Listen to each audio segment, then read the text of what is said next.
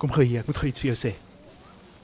Ek het nou net die mooiste breinslang uit my rektum laat gly. Ek bedoel, dit was wonderlik, fantasties, net een van die mooiste goed wat ek ooit beleef het. As ek daai stuk stofverf moes meet, dan sou ek nie eers kon nie, want die poefies het al klaar die agterkant van die brein drein belê en beloer. Dit het geblink, my amper verblind met sy stink. Het jy 'n foto van die ding? Ek wou, maar ek het Brusselspruitjies die vorige aand gevreet, toe moes ek net spoel.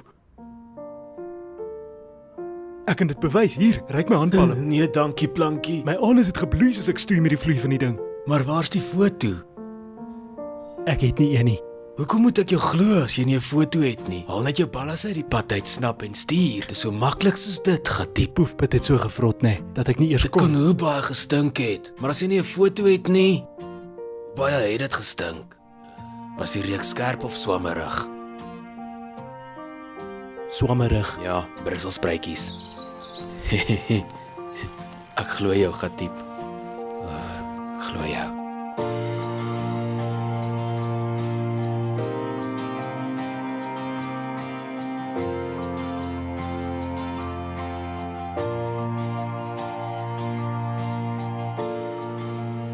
Jou armpies is so sterk. Shh, ek weet ja.